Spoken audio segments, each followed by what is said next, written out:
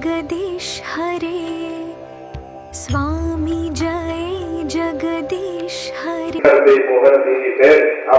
સાંકડી કોર આપણે બ્રહ્માજી સુધી દર્શન કરીશું. એ સાંકડી કોરમાં એવી કોર છે કે એક એક સખીઓ નીકળે છે. બે પર્વત એની વચ્ચે રસ્તો હોય અને ત્યાંથી એક એક ગોપી નીકળે અને ઠાકોરજી પર્વત પર ઉભા રહી જાય અને જ્યાં ગોપીઓ જતી હોય ઠાકોરજી માર્ગ રોકે, સખાઓને આડા ઉભા કરી દે કે ક્યાં જાઓ છો, હું એમનો રાજા છું, મને કરા. મેરી ભરી મટુકિયા લઈ ગયોરી અને ઠાકોરજી મટુકી લઈને ભાગે અને ભક્તો ઉપર પોતાનો અધિકાર વ્રજરાજ વિરાજ ઘોષ વરે વર્ણીય મનોહર શ્યામ વરે અનેક પ્રકારના પદ સાહિત્યમાં પણ છે કે પ્રભુ વ્રજના વ્રજેશ એમ કહ્યું, વ્રજના ઇન્દ્ર આપ છો અને મહેન્દ્ર સર્વા ગર્વા દિક ગર્વહારી અને મહેન્દ્ર એવા ઇન્દ્રના ગર્વને હરનારા. મેં કહ્યું પ્રભુનું નામ કાલે દેવ દમન શ્રીનાથજી છે. દેવોનું દમન કર્યું કારણ કે દેવતાને સામર્થ્ય મળે તો પોતાને ભગવાન માનવા લાગે અને ઠાકોરજી ત્યારે દમન કરે છે કે તમે દેવતા છો, ભગવાન નથી. ત્રણ શબ્દો સમજવા જેવા છે: ભગવાન, ભગવદ અવતાર અને દેવતા. આ ત્રણે જુદા કક્ષાઓ છે, જુદી અવસ્થાઓ છે. જુદી જુદી અવસ્થા પ્રમાણે જુદું સામર્થ્ય એમનામાં હોય છે. તો દેવતા પદ એ જુદું દેવતાનું પદ છે. તો એ દેવતા રૂપે ઇન્દ્ર છે, વરુણ છે, કામદેવ છે, બ્રહ્માજી છે. એ દેવતા પદ ભગવાને જ આપેલું છે. પણ જયારે એ ભૂલીને પોતાનું સામર્થ્યનું અભિમાન થઈ જાય, પ્રભુ ત્યારે એમના ગર્વને હરે છે. જો પ્રભુ તમારો બગાડ કરવા ઈચ્છતા હશે તો તમારા અહંકાર વધારનારા લોકો આજુબાજુ ગોઠવી દેશે અને જયારે અહંકાર વધ્યો પછી તમારો બગાડ કરવા માટે તમને તમારા સિવાય બીજા કોઈની મદદની જરૂર નહીં. આપણે જ આપણો બગાડ કરીએ અને પ્રભુ કૃપા કરવા ઈચ્છતા હશે ને તો કોઈને ને કોઈને નિમિત્ત બનાવી તમારો અહંકાર તોડાવશે. કારણ કે પ્રભુ તમારું અહિત કરવા નથી. પ્રભુને બાકી બધું ચાલી જાય પણ અહંકાર કરે નથી. એટલે ક્યારે પણ વૈષ્ણવે કોઈ પણ પ્રકારનો બદ નહીં રાખવો. અહંકાર બને એટલું દૈન્ય. સેવાનું ફળ, સત્સંગનું ફળ તમારી જાતે ચેક કરો. હું આટલા સમયથી સેવા કરું છું, પહેલા કરતા મારી દીનતા વધી. તમે પોતે મારી વાણીમાં, મારા વ્યવહારમાં, મારા વિચારમાં દૈન્ય અને જો દીનતા વધી રહી હોય તો માનજો કે ઠાકોરજી તમારી સેવા સ્વીકારી, તમારું સત્સંગ ફલિત થઈ રહ્યું છે. દીનતાના પાત્રમાં મન મણી મૂકી વેદ ભગવંતજીને દરજો. નિશ્ચયના મહેલમાં વસે મારો વાલમો, વસે વ્રજ લાડીલો રે. જેને ચાહે તે ચાંકી. આપણા દયારામભાઈ ડભોઈ સત્સંગ દેશમાં ભક્તિ નગર છે, પ્રેમની ગોળ પૂછી જાદો ધીરે. વિરહ તાપ કોળિયાને મળી બોલે પેશ દો અને સેવા સીડી ચડી પેલા થજો. આખું એડ્રેસ ઠાકોરજીમાં આપે છે કે પ્રભુ મળે ક્યાં? સત્સંગ દેશમાં ભક્તિ નગર છે, પ્રેમની ગોળ પૂછી જાદો ધીરે. વિરહ તાપ કોળિયાને મળી બોલે પેશ દો અને સેવા સીડી ચડી પેલા થજો ધીરે. પણ ક્યાં રહે છે કે નિશ્ચયના મહેલમાં વસે મારો વાલો. તમારી જ્યાં દૃઢતા છે, જ્યાં તમારો નિશ્ચય છે, જ્યાં તમારી શ્રદ્ધા છે, એ જ ભગવાનનું મંદિર છે. ત્યાં ઠાકોરજી નિવાસ કરે છે. અને એટલા માટે કોઈ પણ પ્રકારનો બલ, એટલે જેટલો સત્સંગ આપણી અંદર ઉતરે એટલી દીનતા દૈન્યતા, દીનતા. આ જ સૌથી મોટા બળ છે, દીનતા અને વિરહ. આ ઠાકોરજી રાજી થાય ત્યારે આ બે વસ્તુ હૃદયમાં હોય. વિરહ પણ બહુ દુર્લભ છે. જીવ બાળકો એટલે વિરહ ના કે વિરહ કાંઈ કરતો નથી, આને વિરહ ના કે. કોઈ જીવ બાળે વિરહ મને બહુ વિરહ થાય. આ જીવ બાળકો કહેવાય, વિરહ ના કહેવાય. વિરહ તો ફલ રૂપે પ્રગટે. એ રુરુદુ સુસ્વરમ રાજન કૃષ્ણ દર્શન લાલસા. એ જે ગોપીઓ કૃષ્ણ દર્શન લાલસાથી છે, બોલ નગવાસી સાવરે લાલ તુમ બિન રહ્યો ન જાય. એ જે ચતુર્બદ્ધાસી નો વિરહ છે, આને વિરહ. એ તો ફલ રૂપા છે. ઠાકોરજી પ્રસન્ન થાય ને ત્યારે હૃદયમાં વિરહ. પ્રભુ પ્રસન્ન થાય ત્યારે હૃદયમાં દીનતા. વૃત્રાસુરે પણ એ જ કહ્યું, દાસાનું દાસો વિદાસ નિભૂય. દાસનો દાસ પ્રભુ પાસે ભક્તોની દાસતા. એટલે ક્યારે પણ પ્રભુ આગળ ઉભા હો એટલું કહેજો કે ક્યારે પણ કોઈ પણ વૈષ્ણવ માટે મને અભાવ કે દુર્ભાવ ના આવે એવી કૃપા કરજો. ક્યારે પણ વૈષ્ણવના દોષ ન જો એવી કૃપા કરો. કે આપણે ત્યાં પ્રભુનો અપરાધ થાય તો વાંધો નહીં, ગુરુનો અપરાધ થાય તો વાંધો નહીં, પણ કોઈ વૈષ્ણવનો અપરાધ ન થાય એનો ભય વૈષ્ણવે રાખે. સતત સાવધાન રહો. કોઈ વૈષ્ણવ, કારણ કે પ્રભુના જે વાલા હોય એનો અપરાધ કર્યું તો પ્રભુ મને કેમ ક્ષમા કરે? એટલા માટે સતત સાવધાની રાખવી, વૈષ્ણવના દોષથી બચવું. વૈષ્ણવ આવે વારને હરિરાયજી તો આપણે શિક્ષા આપણે વલ્લભ સાખીમાં કેટલું કહે, ઉનકે મન કી વો જાણે મેરે મન જગદીશ. એ ગમે તે ભાવનાથી આવે, આપણે તો આપણો ભાવ જોઈને નહીં કરે, તમારો ભાવ જોઈને કરશો તો નુકસાન તમને થશે. આપણો ભાવ ઉચ્ચ રાખીએ તો આપણો આનંદ બરકરાર રહે. એ જે ભાવથી આવે એ કોઈ પણ ભાવથી આવે, આપણે દુર્ભાવ ક્યારે પડતી ના, આપણું મન નહીં બગાડવું ક્યારે, કોઈ ના પડે. શા માટે બગડે? તમારા ભાગ્યમાંથી કોઈ કઈ લઈ જવાનું નથી. એટલે આજે ઇન્સિક્યોરિટી છે ને કાઢી નાખશો ને તો કોઈના માટે દુર્ભાવ નહીં. આપણે તકલીફ એ જોઈ મારું લઈ જાય, મને આમ કરી જાય, મારે ક્યાંક આ અહંકાર જ છે જે આપણને દુર્ભાવ કરતા. અને જયારે દુર્ભાવ જતો ત્યારે કોઈ ના માટે દુર્ભાવ, શેના માટે કે અને ખરેખર એવું ચિત્તવૃત્તિ કરશો તો આનંદ જ બદલાઈ જશે. તમને દુઃખી કરવાનો હક બીજા પાસેથી લઈ લેશો ને તો તમને કોઈ દુઃખી નહીં કરી શકે. આ બધું કરીને આપણે શું કરી દે, બધાને હક આપી છે, મને દુઃખી કરવાનો તો બધા હક આપે. એટલે તો આ કરીએ છે ને આપણે બધાને અપેક્ષા કે અહંકાર કે અધિકાર આ જેટલા છે આ કઈ ને કઈ આપણે બધાને હક વાંચીએ છીએ. તમે દુઃખી કરજો, તમે દુઃખી કરજો, બધા રિપોર્ટ આપણો આપી દઈએ. હવે ઘરમાં 5 જણ બેઠા હોય, 5 નાખના એક જ ટીવીનો રિમોટ પર ટીવીની શું દશા થાય? એક જ રિમોટ છૂટાવી દે, કારણ કે દાદાને બીજું કઈ જોવું હોય, છોકરાને બીજું કઈ જોવું હોય, પપ્પાને બીજું કઈ જોવું હોય, દરેકને કઈ જુદું જોવું. પણ હવે એટલા રિમોટ બધાને આપી તો ટીવીમાં કોઈ ક્લિયર પિક્ચર દેખાય? આપણી અંદર કન્ફ્યુઝન પિક્ચર જર્જરિયા દેખાય છે ને એનું કારણ એ બધાને રિમોટ આપી બેઠા. દુર્ભાવ અપેક્ષા મને બીજો કોઈ ખુશ કરશે આ આશા રાખશો તો બધા દુઃખી કરવાનો હક આપી દો. સંજોગોથી સુખી થવા યા વ્યક્તિઓથી સુખી થવા કરતા સંકલ્પોથી સુખી થવાનો પ્રયાસ કરે. તો આપણે ઉત્તમ કરવાની કોશિશ, આવી પરિસ્થિતિ થાય, આવા સંજોગ થાય, આવા લોકો મળે તો હું કંઈક સારું કરું, આ કલ્પના છે. સંકલ્પથી ઉત્તમ બનવાની કોશિશ કરવા આ મારો સંકલ્પ છે. જયારે સંકલ્પોથી પ્રસન્ન થવાનો કોશિશ કરશો પછી તમને સંજોગોની અપેક્ષા નહીં રહે, વ્યક્તિઓની અપેક્ષા નહીં રહે, બધાની મદદની અપેક્ષા નહીં રહે, બધાના સાથની અપેક્ષા નહીં રહે. કારણ કે આ મારો નિર્ણય છે, મારી જીવો છે. ભક્તિ કરવાનો મેં સંકલ્પ કર્યો, સેવા કરવાનો મેં સંકલ્પ કર્યો, સત્સંગમાં જવાનો મેં સંકલ્પ કર્યો. દર મહિનાનો સત્સંગ આપણો થતો અહીંયા નક્કી જ રાખવાનું કે પરિવારમાં વિશ્વ પરિવારનો સત્સંગ હોય અચૂક જવાનું. ગામમાં બધાને ખબર હોવી જોઈએ કે આ ટાઈમે જો પ્રસંગ કરીશું તો આ નહીં આવે, કારણ કે આના સત્સંગનો ટાઈમ છે. પણ તમે ઉપન રાખો છો જવાય તો જઈશું, ના જવાય તો કઈ નહીં, તો પ્રભુ એવું જ કરશે તો પછી ના જવાય કઈ નહીં બરાબર. તમારા મનને પણ ખોટા એક્ઝામ્પલ ના આપો. આ મનની જો ખરાબ આદત શું હોય, તમે એને ખોટું એકવાર એક્ઝામ્પલ સેટ કર્યો કે એ દિવસે નતા ગયા તો ચાલી ગયું, તો આજે નહીં જઈએ તો ચાલશે. મન છે તમે એકવાર નતા ગયા પણ મન આ વાતને વારે ઘડીએ યુઝ કરી તમને સત્સંગ છોડાયા છે. આ મનની આદત છે. તમે એકવાર માફ કરો ને એના કાયમ માટેની સીડી મળી. જો એ દિવસે કર્યું તો ક્યાં કોઈને ખબર પડી, એમ નહીં કે ક્યાં ખબર પડે, ક્યાં વાંધો આવે. એટલે મન તમારા એક ખોટા કાર્યને આખી જિંદગી વાપરશો. અને એટલા માટે મનને ખોટું એક્ઝામ્પલ ના નક્કી જ રાખવું. સત્સંગનો ટાઈમ હોય એટલે આ મારો 2 કલાક 3 કલાક ભગવાનનો સમય. દરેક માટે ધંધામાં ટાઈમ આપવો જ પડે, જોબમાં ટાઈમ આપવો પડે, ફેમિલીનો ટાઈમ આપવો જ પડે, પણ આ બધું જેને આપ્યું એને ટાઈમ નહીં આપવાનો.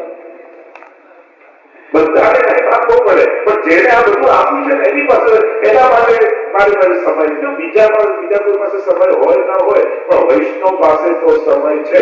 બતાવો, સ એટલે શ્રીનાથજી, મ એટલે મહાપ્રભુજી અને ય એટલે યમુનાજી. આ 3 વૈષ્ણવ પાસે તો છે. આપણી પાસે સમય છે. ભૂલ વાત એ છે સત્સંગ માટે મન નબળું નહીં કરવું, કારણ કે આ વધારાનો ટાઈમ નથી. આખી મહિનો ગાંઠ બાંધવાનો ટાઈમ હોય છે. આ 3 કલાક સત્સંગમાં આવીને ગાંઠો ખોલીએ છે. અને એટલા માટે સંકલ્પ સાથે કરો. સંજોગોની રાહ ના જો. સંકલ્પ મજબૂત હશે તો સંકલ્પ આપને, સંજોગો આપને અનુકૂળ થશે તો સંકલ્પ મજબૂત હશે. નક્કી રાખો, અહીંયા બેસેલા આપણે બધા નક્કી કરીએ, જ્યારે પણ વૈષ્ણવ પરિવારનો સત્સંગનો સમય હોય એ સમય મારો ઠાકોરજી માટે તમે નક્કી જ રાખો આ ટાઈમ ઠાકોર, અને એમાં બાંધછોડ પોતાના કોઈ પણ લૌકિક કાર્યના સમયમાં બાંધછોડ કરું, પણ આ ટાઈમ મારે કે 2 કલાક એવા મળે છે. આખો દિવસ આખો મહિનો તો એવા જ કામ આપણે કરતા હોઈએ, જેનાથી મન ઉદ્વેગ નીકળે, આ થાય, આ કર્મ કર્યા, પેલા કર્મ કર્યા, પણ 2 કલાક ભગવાન પાસે આવીને બેસો. આખા મહિનાના પાપ કરીને બગડેલો મલિન થયેલો વ્યક્તિ 2 કલાક પ્રભુની દ્રષ્ટિ પડે, પ્રભુ આપણને વિશુદ્ધ કરી એટલે શુદ્ધ થવાનો સમય છે. મોબાઈલ વાપર્યા જ કરો, પછી કલાક ચાર્જિંગમાં તો મૂકવું કે નહીં? એમાં જાતને વાપરે રાખો 2 કલાક મહિનામાં ચાર્જિંગમાં તો મૂકો, જાતને જુદી ચાર્જ થાવ, એ તો પછી ગરમ થઈ જાય, ગાડી ગાડી વાતો આપણે ગરમ થઈ જતા, ગાડી સર્વિસમાં ના વાપરે જ કરો, પછી ધક્કા મારવા પડે, હવે તો ઉભો થા, આ ધક્કા મારી મોકલવા પડે, સમજી લો કે સર્વિસ નો ટાઈમ થઈ રહ્યો છે. તો મહિનામાં 2 કલાક જાતની સર્વિસમાં ના મૂકી શકો, એ પણ પ્રભુના સાનિધ્ય બને તો સેવા મારે. જો અહીંયા ટીમમાં જે જોડાઈને કરે છે ખરેખર તમે ભાગ્યશાળી છો કે અહીંયા છો ને તો આ બધી સેવા મળે. જાઓ ઇન્ડિયા માંગો સેવા, કોણ આપે તમને? ત્યાં કહો તમે માળા બનાવવા, ગુરુગ્રામમાં એટલી બહેનો તમને ઘૂસવાઈ જશે. કોઈ મારા ભંડારની સેવા કરવા તમે કરવા દેજો. આ ટ્રાય કરજો એકવાર, ત્યાં જાઓ તમારા ગામમાં બાજુમાં જે હવે ત્યાં ટ્રાય કરજો કે મારે મનોરંજનની સજાવટ કરી બંધ કરવાનું. ત્યાં તો હજારો નંબર લાઈનના દર્શનમાં હશે, અને એ તો કર્યા ન કર્યા એક ધક્કે હતા બીજા ધક્કે, તમે તો આટલું ભવી છો. અને એટલા માટે આ જે લાભ મળે છે ને તો લાભ લઈ લેજો. ગુમાવતાની અહીંયા છો તો આ લાભ મળે છે. એટલે ભાગ્યશાળી તો આજે ટીમમાં જેની સેવા કરવું, હજી જે અહીંયા ઉપસ્થિત છે ને જે હજી સેવાની ટીમમાં ન જોડાયા હોય તો નામ લખાઈ દેજો. અમારે પાઠશાળા માટે થોડા ટીચર્સ જોઈએ છે, પાઠશાળામાં જ્યાં જ્યાં તમને રસ હોય કે પાઠશાળામાં હોય, સજાવટમાં હોય, આમાં હોય, મોટી ટીમ બને જેથી વધારે લોકોને આપણે લાભ, હજી વધારે કાર્ય કરી શકે. આ એક લાભ છે જીવનના. તમે અહીંયા છો એટલે તમને મળે, આ ચૂકશો નહીં તો પછી ક્યારે કરશો? હાથ પગ નહીં ચાલે ત્યારે સેવામાં આવશો, દેખાતું બંધ તો પછી દર્શન કરવા જશો. પણ ગડપડમાં કરશો એનું પ્લાનિંગ તે જ કહેવાય. ગડપડમાં સંભળાતું બંધ થાય પછી કથા સાંભળવાની, દેખાતું બંધ થાય પછી દર્શન કરવાની, હાથ પગ નહીં ચાલતા હોય પછી સેવા થશે. પછી તો વધારે ધ્યાન શરીર, અમુક અવસ્થા થાય પછી ધ્યાન શરીર પર આવી, અને શરીર જયારે સાથ છોડવા લાગે અને બગડવા લાગે ધ્યાન ત્યારે ભગવાનનું મન નથી રાખતું. સૌથી વધારે મન ક્યારે લાગે? ત્યારે શરીર એકદમ સ્વસ્થ હોય, યુવાન. તો નાના હોઈએ ત્યારે એક બોડી પાર્ટ પઢાવવા મળે. હાર્ટ અહીંયા છે, આ લેફ્ટ હેન્ડ છે, આ રાઈટ હેન્ડ, આ લેફ્ટ હેન્ડ, આ છોકરા કેવું શીખવાડવું પડે? એ જયારે મોટા થઈ જાઓ ત્યારે હાર્ટની કઈ નસમાં બ્લોકેજ છે એ મળે હોય, બધો પડે હાર્ટ ક્યાં છે, કિડની ક્યાં છે, ના ક્યાં છે, આ પડે બધું યાદ, આ બધું દુખવા લાગે. પછી બોડી માં શીખવાડવો પડે તો શરીરમાં ધ્યાન ન વધારે કે આ ઘૂંટણ દુખે છે, ઢાંકણી નથી પગડી પણ એની આજુબાજુ દુખી છે, ના લોકો એક વાત એટલા બધા યાદ રહી જાય કે હૃદયની કઈ નસમાં બ્લોકેજ છે એ ખબર. અને નાના હોય ત્યારે શરીરનું ભાન ના હોય, શરીર પર ધ્યાન ના હોય, અને મન એટલું પ્રફુલ્લિત હોય ને કે બહુ શરીરમાં ધ્યાન ના રહે માણસ. તો જયારે દેહ બુદ્ધિ નથી ને ત્યારે ભગવાન ભક્તિ કરી, યુવાનીના સમય કરી દે, અને ત્યારે ભગવાનનું મન વધારે. અને એટલા માટે બાળકો યુવાનોને કહે કે શરીર દોડે છે ને તો એવી જગ્યાએ થોડું દોડી લેજો જેનાથી આત્માનું કલ્યાણ. બાકી તો દુનિયા દોડાવતી જ રહેવાની છે, દોડતા જ રહેવાનું. પેટ માટે તો આખી જિંદગી દોડ્યા, હવે પેટ માટે દોડવાનો અવસર છે તો ચૂકતા નહીં. અને પ્રભુ માટે 4 ડગલા દોડો ને તો અહીંયા જ તમારી રથયાત્રા, તમારી સેવા માટે દોડો, હરિગુરુ વૈષ્ણવની તમારી આ રથયાત્રા છે. 84 ડગલા દોડો છો ને તમારી પાસે તો હવે તો મશીન પર છે કેટલા સ્ટેપ થયા.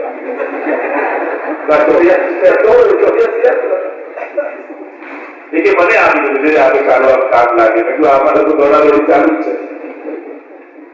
તો મૂળ વાત જયારે સેવામાં દોડતા હોય ઘણા લોકો આખી જગ્યા પરિભ્રમણ કરો, આપણે થાક ન લાગે. હું હંમેશા એમ વિચારું કે મહાપ્રભુજી પૃથ્વી પરિક્રમા કરી રહ્યા છે, એ આગળ ચાલે છે અને હું પાછળ દોડી રહ્યો છું. કે આમ વિચારું છું તો મને થાક નથી લાગતો. જ્યારે પણ સેવામાં હોય મહાપ્રભુએ કેટલો શ્રમ કર્યો, ખુલ્લા જનારથી આખા ભારતમાં જે પરિક્રમા કરી છે. આપણે તો સેવામાં દોડતા હોઈએ ત્યારે એવો જ ભાવ રાખવો કે આગળ આગળ મહાપ્રભુજી ચાલે છે અને ચાર ડગલા આપણે પાછું ચાલે. આવો ભાવ રાખીએ તો કેવો આનંદ આવે. વલ્લભનું અનુસરણ કરવા તો એનો તો આનંદ હતો, સેવાનો તો આનંદ હતો. એના થાકમાં શાંતિ હોય અને ઘણી જગ્યાએ શાંતિથી બેઠા હોય તો થાકેલા બેસી. સેવાના થાકમાં શાંતિ હોય અને ઘણી જગ્યાએ શાંતિ હોય તો થાકી જઈએ. ક્યાંય પૂરો મોને નથી આવ્યો કેવી શાંતિ. અને શાંતિ પણ સ્મશાન શાંતિ હોય, શાંતિ પણ યુદ્ધ પહેલાની શાંતિ હોય. એટલે શાંતિ હોય તો બધું એ બધા માટે આનંદ જ છે. શાંતિના એક પ્રકાર છે. અત્યારે યુદ્ધ પહેલાની શાંતિ, સ્મશાન શાંતિ છે. શાંતિ અનેક પ્રકાર છે. અહીંયા સમજાવતા કહ્યું વૃંદાવને કંદ કલો પહાડી મમ પ્રભુ શ્રી ગિરિરાજ 7મા શ્લોકમાં આચાર્ય આજ્ઞા કરે મન કરનારા પ્રમો વિરાડી, મન અને ચંદ્રમાની જેમ અંધકારને દૂર કરનારા અને ચંદ્રમા મનસો જાકર, મનથી પ્રભુના મનમાંથી ચંદ્રમાનો ઉદય થયો છે તો મન અને ચંદ્રમાની જેમ પ્રકાશ પાથરનારા, અંધકારને દૂર કરનારા, વંશી રવાકારી કુમારી, વેણુના નાદ દ્વારા કુમારિકાઓને બોલાવીને કૃપા કરનારા ઠાકોરજી, રાસોત્સવો દ્વૈત રસાભિસારી અને આખા રાસ લીલાનું રાસ ઉચ્ચાર દયનું આ શ્લોકમાં સંક્ષિપ્ત વર્ણન છે. મનક કરાવર ત્યાગે ઠાકોરજી તદો દુરાજર કતુવ કરે મુખમ પ્રાચ્યાવિલિપન્ન સંદલેન. રાસ લીલાનું વર્ણન આવે કે જેમ ચંદ્રમાનો ઉદય થયો છે અને મનમાંથી પ્રભુએ ચંદ્રમા પ્રગટ કર્યો છે ત્યાં પ્રકાશ પાથરનારા રાસની રાત્રિમાં અને વંશી રવાકાર કુમારી વેણુના નાદ દ્વારા એ કુમારિકાઓને બોલાવે. મત દ્વીપોદામ દશાકારી, મત મદમસ્ત દ્વીપોદામ, મત દ્વીપોદામ, દ્વીપ એટલે બે મુખથી પાણી પીનાર. એનો અર્થ થાય હાથી. એ સૂંઢથી પીએ ને મુખથી પીએ. એટલે આનો અર્થ થાય મત્ત દ્વીપોદામ દશાકારી એટલે મદમસ્ત ગજરાજની જેમ ચાલનાર. એવા પ્રભુ છે. અને ચાલ પ્રભુની ચાલ માટે પણ અનેક ઉપમાઓ આપવામાં આવી છે. હાથીની ઉપમા આપવામાં આવી, સિંહની ઉપમા આપવામાં આવી, હંસની ઉપમા આપવામાં આવી. ચાલ બરાલા હંસની જેમ પ્રભુ ચાલે છે. તો અનેક ઉપમા શાસ્ત્રોમાં અનેક પ્રકારની ઉપમાઓ પ્રભુ માટે છે. એમાં એક ઉપમા મધમસ્ત ગજગતિ ચાલ ચલે વલ્લભ, ઇનકી કૃપા ભય સબ સુલભ, ઇન રવિ કે ઉદય કિરણ જો વાળી, દેશ સભા બાદુથી ખાડી. મૂળ પુરુષમાં મહાપ્રભુ માટે લખ્યું કેવી ચાલ છે. મધમસ્ત ગજરાજ નિર્ભીક થઈ ગજરાજ વનમાં વિચરણ કરતો હોય, પ્રભુ નિર્ભીક વિચરણ કરે. બ્રજયુવતી સત્સંગ કે હરી આદિ નિકટ અને કેવા ચાલ છે. લુઠ્ઠન પશુના પ્રપતિના હારી, લુઠ્ઠન પશુના પુષ્પો અને કેવા છે ઊંધા મુખવાળા, ચરણ તરફ મુખવાળા. એટલે જ આપણા પુષ્ટિમાર્ગમાં જયારે માળાજી બને ને ત્યારે ફૂલનું મુખ થાક તરફ રાખવામાં આવે, ઠાકોરજીના ચરણારવિંદ તરફ રાખવામાં આવે. કારણ કે એવી માળાને ધારણ કરનારા પ્રભુ છે. લુઠ્ઠન પશુના પ્રપતિના હારી, જેના મુખ ઊંધા છે, ચરણ તરફ છે, થાક તરફ છે, એવી માળાજીને ધારણ કરવા વાળા પ્રભુ છે. કારણ કે આ ફૂલો રજભક્તો છે અને રજભક્તોનું ચિત્ત પ્રભુના ચરણારવિંદ પર લાગેલું. અને એટલા માટે આ રીતે રજભક્તોનો ભાવ રાખી અને પુષ્પોને પરોવા. આપણે ત્યાં શ્યામદાસ ગઢવીની વાર્તા આવે છે કે ગુસાઈની આજ્ઞા કરી કે શ્યામદાસ તમે ફૂલોની સેવા કરો.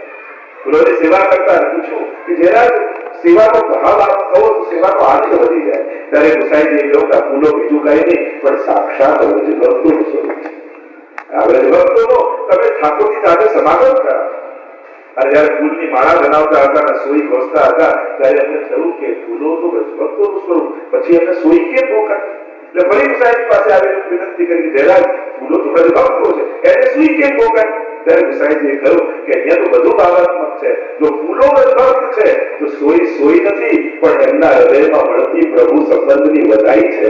કે જયારે એમના હૃદયમાં તમે સોઈ ઘોસો છો તે સોઈ નથી, એ એમના હૃદયમાં વધાઈ મળે છે કે હવે થોડા જ સમયમાં તમારો પ્રભુ સાથે મિલન થવાનો છે.